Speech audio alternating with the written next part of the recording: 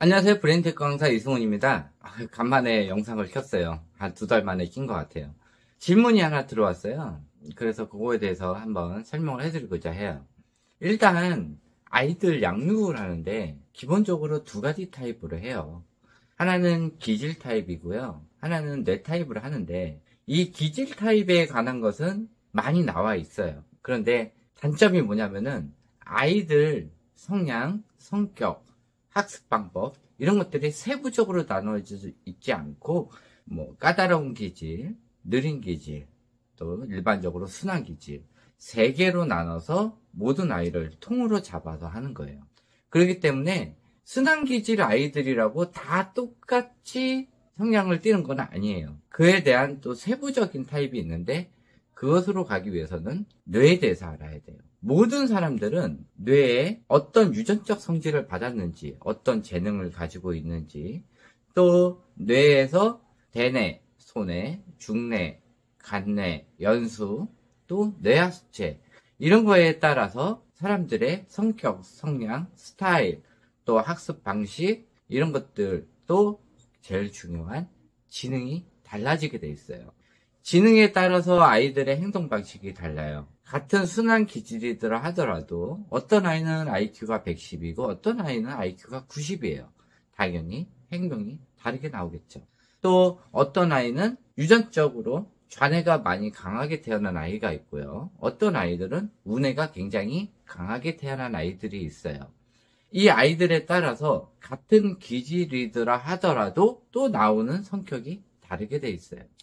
기질은 아이가 태어나자마자 바로 보이는 게 기질이에요. 순한 기질 아이들은 자기가 필요할 때 울고, 또 필요가 없으면은 잠을 자고, 이런 거를 계속 반복적으로 하는 반면, 까다로운 기질의 아이들 같은 경우는 시도 때도 없이 울고, 배고파서 우는 건지, 또 뭘 해달라고 우는 건지 이런 것들을 구분을 할 수가 없어요. 느린 기질의 아이들 같은 경우는 아이가 소변을 보든 대변을 보든 기저귀가 축축할 텐데, 이런 것들을 아이가 표현을 잘 안 해요. 이런 것들이 아이가 태어나면서 보이는 거라, 아이가 보통 태어나면은 아이가 어떤 기질인지 바로 알 수가 있어요. 자, 이 뇌 타입은 언제 알 수 있냐? 보통 제 연구 결과도 마찬가지고 일반적으로 나온 것도 마찬가지예요. 저는 대충 36개월 정도 되면 아이들 뇌 타입을 보인다고 얘기를 하는데, 연구 결과도 한 그 정도로 나온 것 같아요. 그 이유가 뭐냐면은 0세부터 24개월까지는 아이의 수초화 과정을 거쳐요. 근데 수초화 과정이 잘 뭔지 모를 거예요. 요거에 대해서는 제가 지금 2023년 막바지 프로젝트 20강의 정도를 준비하고 있는데, 거기에 영재 아이들을 위한 이런 강의들을 할 거예요. 그때 제가 자세하게 한번 설명을 해드리도록 할게요. 일단은 그 수초화 작업이라고 얘기를 하고요.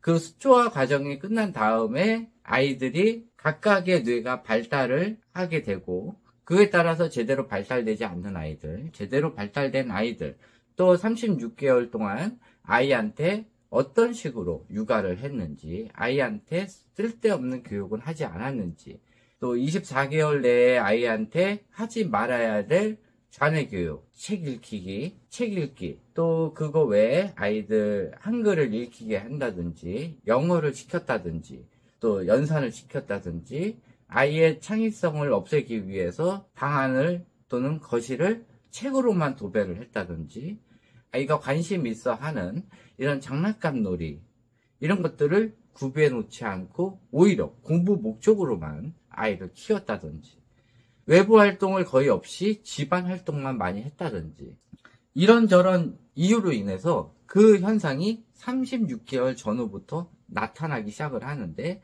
또 마찬가지 아이의 지능 유전자가 우뇌 쪽이 많이 발달됐는지 좌뇌 쪽이 많이 발달됐는지에 따라서 아이의 성향 스타일이, 또 학습 스타일이 다르게 나타나게 돼요.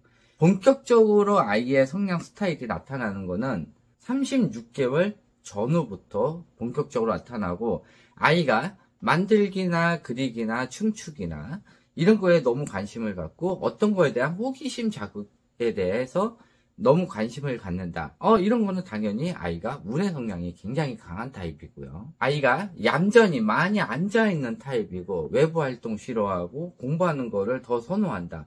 이런 아이들은 좌뇌 타입일 수도 있는데 단 조건이 있어요. 어렸을 때, 그러니까 36개월 이전에 아이한테 공부 자극이 없었는데 공부를 한다든지, 또 제가 보통 상담을 가면은 책을 다 치우라고 그래요. 원래는 책은 약 60개월까지는 아이들 책을 보여주면 안 돼요. 그런데 우리나라는 이런 조기 교육이 심하기 때문에 이 책 장사들한테 속아가지고 많이 책 육아를 한단 말이에요. 책 육아의 장단점도 있는데 거의 단점이 굉장히 심해요. 어쨌든 뭐 주변에서 듣든 뭐를 했든 책을 많이 읽어야 아이가 똑똑해진다라는 이런 카더라를 많이 믿고 그렇게 했다가 아이가 그걸로 인해서 좌뇌 성향이 굉장히 강해졌기 때문에 책을 보는 아이들도 있고, 원래 운해형 타입인데 운해를 말살시키고 강제로 좌뇌로 키운 아이들도 있는데, 그거에 따라서 아이가 성향이 다르게 나타나기는 해요. 그런데 원래 운해 타입, 운해가 굉장히 강하게 태어난 아이들은 공부에 관심이 없단 말이에요. 이런 아이들을 강제로 공부를 시키게 되면은 운해 쪽이 굉장히 강한 아이들 같은 경우는 그거에 대한 거부 반응으로 부모랑 티격태격을 많이 하고 학습 효과도 없기 때문에 그거에 대한 스트레스를 받기 때문에 남자 아이들 같은 경우는 지능이 굉장히 많이 떨어지게 되고, 심하게는 운해 타입 아이들한테 많이 공부를 시키다 보면은 후천성 ADHD, 그러니까는 후천성 ADHD가 갑자기 오는 건 아니고요. 지능이 떨어지면서 나타나는 후유 증상으로 후천성 ADHD가 나와요. 그래서 아이를 계속 어렸을 때부터 공부를 시켰는데 아이가 괴팍해지거나 또 ADHD 전조 증상이 보인다 그러면은 100% 공부로 인한 지능 저하, 경계성 지능 이하로 지능이 떨어졌을 가능성이 굉장히 많아요. 어쨌든 간에 아이를 무조건 공부를 시킨다고 좋은 건 아니에요. 그리고 좌뇌형 아이들 같은 경우나 아니면 운해형 아이인데 그나마 엄마랑 애착관계가 돼가지고 공부를 시킨 아이들 같은 경우 일반적으로 나타나는 특징이 아이들이 개인주의 성향이 강해져요. 그래서 유치원이나 어린이집 가더라도 아이들이 자기 혼자 놀고 남 신경 안 쓰고 호기심 자극이 없기 때문에 다른 아이랑 얘기할 필요도 없는 거죠. 이러면서 개인주의, 그러니까 기본적인 성격 장애에 개인주의 성향이 들어가게 되는 거예요. 이러면서 학교에 가게 되면서 법에 대한 걸 배우게 돼요. 학교 가기 전에는 도덕성, 사회성, 자연 친화지능 이런 거를 배우게 되는데, 부모님들이 나중에 급해지니까 6세 이후에 뭐 친구도 만들어주고, 그때 가서 급하니까 여기저기 놀러가고 또 이것도 시켜보고 저것도 시켜보고 이런단 말이에요. 6세 이후에. 근데 그때는 이미 늦은 거예요. 그냥 포장만 화려하게 하는 거지 안에는 골마 있단 말이에요. 그래서 고쳐지질 않아요. 모든 사회성과 자연 친화지능은 60개월 이전에 하셔야 되는 거고요. 60개월 이후가 지나게 되면은 이제 신들어지게 되는 거예요. 그리고 나서 학교를 가게 되면은 그때부터 법에 대해서 배우게 돼요. 자녀가 성장하면서 법에 대해서 배우게 되고요.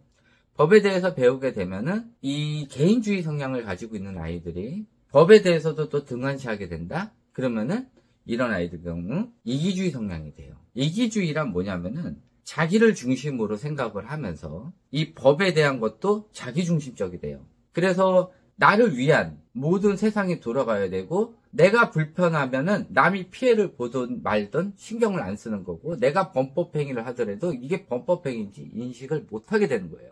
이런 게 이기주의라고 그래요. 이런 이기주의 성향을 갖게 되면은 주변 사람들한테 민폐를 끼치게 되는 거죠.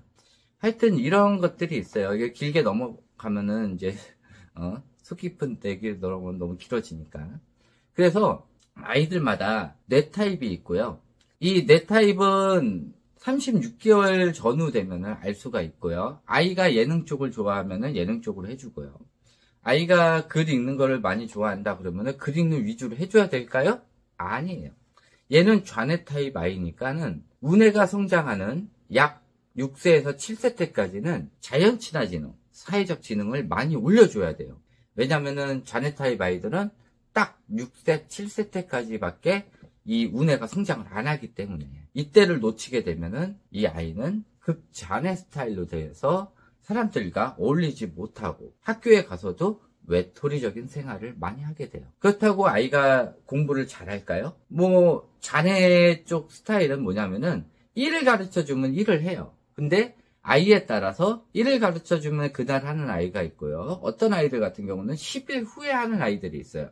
이랬든 저랬든 눈에 보인단 말이에요. 그래서 아이가 성장을 하는 게 보이기 때문에 이게 부모 만족도에 따라서 하게 된단 말이에요. 그래서 부모가 욕심을 가지면 아이가 망가지게 된단 말이에요. 그런데 성장 속도가 느린 아이들이 운해를 버려가면서까지 이 공부를 시킬 필요는 없다는 거죠. 그런데 이 운해 공부 같은 경우는 바로 눈에 보이지가 않아요. 이게 쌓이고 쌓여서 나중에 빵 폭발하는 시점이 어떤 아이는 1년 후가 될 수도 있고요. 어떤 아이는 2년 후가 될 수가 있단 말이에요.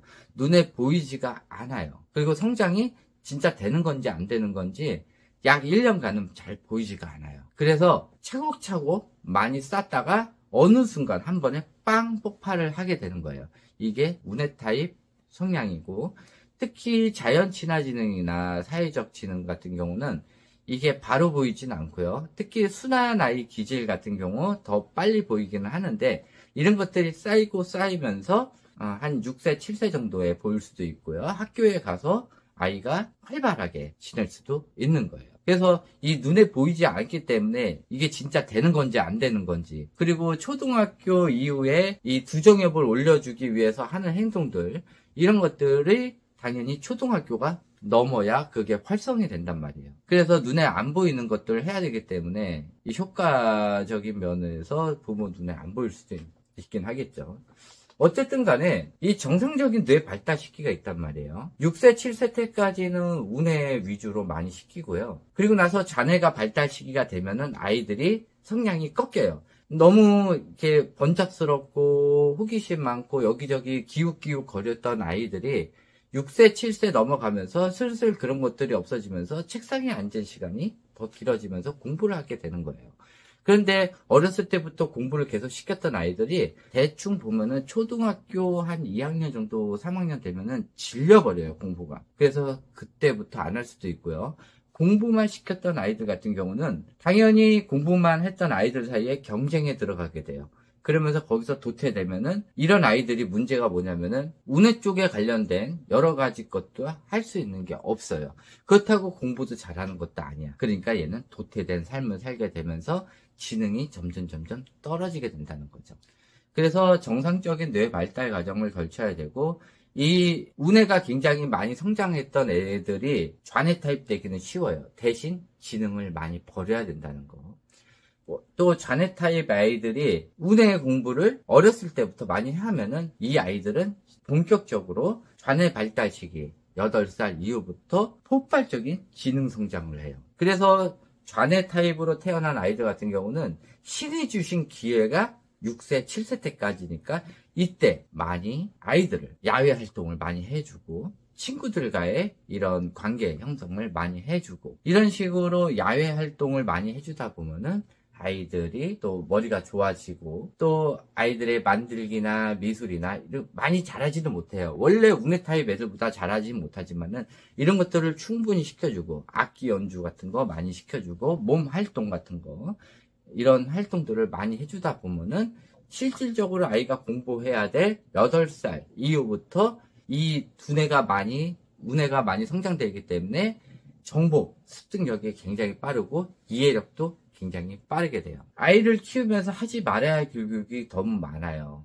원래 우리나라 이 코로나 이전이나 아니면 10년 전까지만 해도 그러진 않았어요. 근데 이 코로나 이후에 이 조기 교육 업체들이 요즘 아이들이 적게 나니까는 7살, 8살에 시켜야 될 거를 5세로 내리고, 5세 때 시켜야 될 거를 3세로 내리고, 3세 때 해야 될 거를 12개월로 내려버렸어요. 그러니까 아이들이 뇌질환이 걸리고, 많은 어머니들이 그거에 속아서 그걸 하게 돼요. 이 어머니들이 속는 이유도 나중에 이 영재 교육 프로젝트 할 때 제가 설명을 해드리도록 할게요. 어쨌든 간에 이 뇌 타입은 보통 36개월 이후가 지나야 알게 되고, 아이들의 관심도에 따라서 그 타입대로 가르치면 되는 거고요. 아이가 자뇌 쪽으로 많이 강하다 싶으면은 최대한 아이를 공부를 시키지 마시고 이런 운해 활동들을 많이 시켜주는 게 나중에 이 아이가 학교에 가서 전체적인 학교 공부를 하는데 더 많은 도움이 된다는 거예요. 너무 조급해 하지 마시고요. 자,